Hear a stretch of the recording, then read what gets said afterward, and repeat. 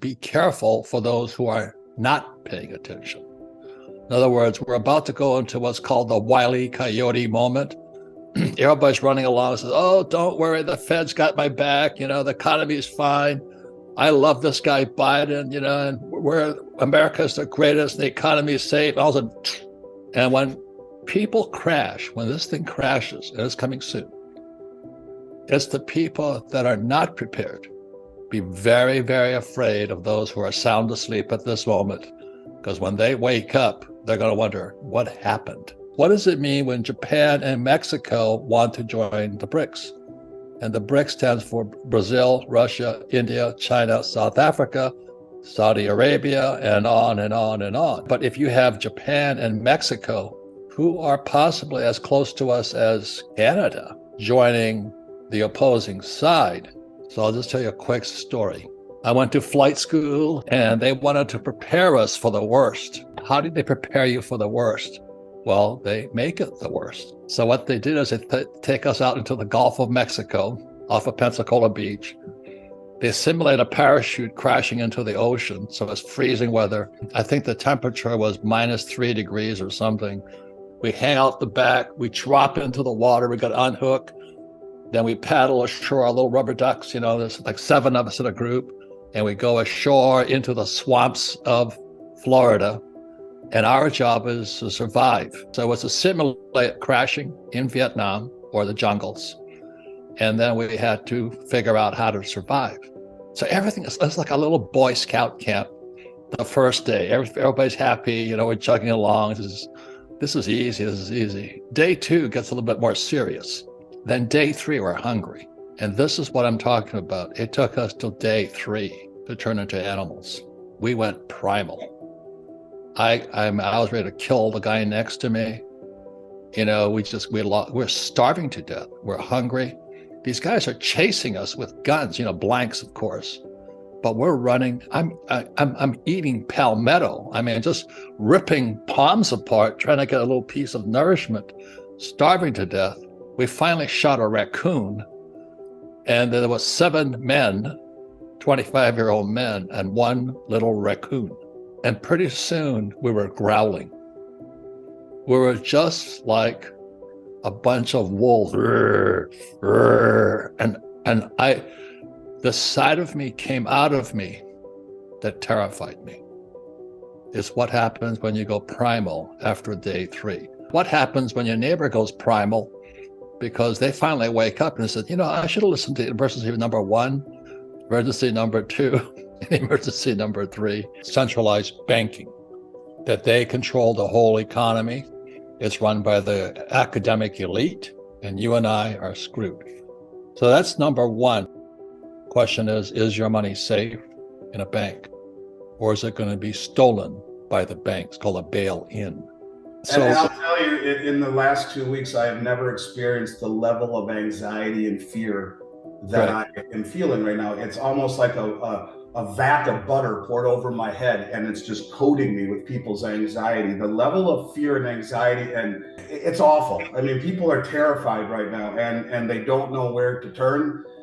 Some are turning to precious metals, and others are turning to short-term government treasuries, and others are moving to the big banks. But the amount of money being yanked out of these regional banks, which is going to have a domino effect, is extraordinary. America has been violating all of these laws of money for all these years, and the world says we've had enough of this. So they're joining the BRICS, Brazil, Russia, India, China, South Africa. And what Andy's pointing out, that means 70% of the world's population that used to use the dollar are going to take this and say, we don't want it anymore. And so there's going to be quadrillions of dollars coming back. And the ramifications of that are possibly, and I hope it doesn't happen, but it's called hyperinflation, that this thing goes to trash. This becomes toilet paper, this little dollar here, because there's so much of it out there. And when 70% of the world's population says, we're not going to use this anymore, aloha, what does that mean to the world? But what about the person who's fat, dumb, and happy and thinks, oh, don't worry, the Fed's got our back, the economy is the best, we'll be fine, you guys are just, you're Chicken Little, saying the sky is falling. It's not falling. It's going to be fine. What happens when your neighbor comes knocking on your door because their kids are starving? You think they're going to be wanting your food too and your money? And that's why I told the story of the U.S. Marine Corps and the U.S. Navy throwing us out in the woods. On day 3, we went primal. That little raccoon, I still remember it, Andy. There was 7 men, 25-year-old men. You know how much we can eat at 25. And this little raccoon was smaller than a chicken. And I could hear myself growling. You know how much I want that piece. You can't have that piece. You can't. And then there was another group of 7 men. They said, "You can't. No, leave us alone." So there was another group coming in. And so they were so desperate, this other group of 7, we sold them the bones. I still remember that. I said, "That's a pretty good deal. We got $20 for these bones here." They were chewing away on it. The point is, we're only 3 days away from primal. And what happens when your neighbor comes to visit you because their kids are starving? In 1971, Nixon took the dollar off the gold standard. They had to back it up with something. So 74, Nixon and his protege, Kissinger, they went to Saudi Arabia, says, if you make this the petrodollar. So they went from a gold dollar to a petrodollar. And so they gave the dollar immense power throughout the world because everybody had to take the dollar. And so what happened when China enters the scene and all this stuff is going on, what Andy's talking about, this is going to come back on us now. So I was in Zimbabwe, and we fly helicopters out there to go hunting. And this guy says, "That's a Chinese compound there." And there was like this college campus filled with Chinese people building infrastructure. They were putting in fiber optic cable for the country. The Chinese were. They're doing all the things that makes a country richer, but they're countries with resources. Do you know what I mean? With stuff that the Chinese want to use. So we send our cheap ass dollars, these things here. We buy their gold, silver, oil, copper. We pay them with fake money, but the Chinese go there and actually make their economy stronger via infrastructure. And I've seen these large campuses of Chinese people. I'm going, holy mackerel, this is the last 10 years. That's what Andy's talking about here. So when you see it, you go, what the hell is the U.S. doing? Right? I mean, that's really what the question is. And they're coming in and they're industrializing these countries that in a mutually beneficial way, giving the hope of a middle class, the hope of a better life, and doing it the right way with cooperation instead of coercion. And look, this is the first time in arguably 5 centuries that you don't have a political leader from the West setting the global agenda here. This is Xi Jinping and Vladimir Putin that are setting the global agenda by going into these countries and making life better for everyone and mending fences and reuniting countries that have hated each other forever under a common goal. They're not stealing the country's wealth with fake money. Correct. You see, when they spell quantitative easing, that's called counterfeiting money. So all the U.S. had to do was print this stuff, and you could steal a nation's wealth. You could go to the Congo and take out all the stuff, the diamonds, the oil. You could go to oil-producing countries, steal their wealth with fake money. And what Andy is saying, it's over. So this here is a silver coin. This is about $35 today.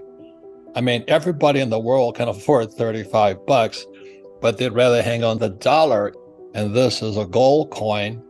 And this is March 2023, $30. This is about 2,000 something. And I think this is the biggest bargain of all, is that silver, because silver is consumed in everything. All the solar panels, these are Tomahawk missile, got 30 pounds of silver in it. It goes boom in the desert. EV, electronic vehicles, all going to burn this stuff here. And everybody can afford $35. But will they do it? No, they're going to hang on to this garbage here. The dollar, let me say one more thing, is a thing called Triffin's dilemma. Triffin's dilemma meant that for the U.S. to be the world's reserve currency in 1944, they had to print extra of the dollar. So the whole world had this in their banks all over the world. They have more of this stuff than any other product in history. This is toilet paper. And what that guy was saying from Kenya is when this stuff starts coming back in, it's just not how much they printed, it's how much they've had in storage, because they had to be able to buy oil in this stuff here. So what's going to come back is a tidal wave of this toilet paper upon America. And this little $35 coin here, I don't like to make predictions, but I'd rather have this silver coin than this here, the dollar. And it's really tough to get people to say, no, I'd rather have toilet paper. It makes no sense to me.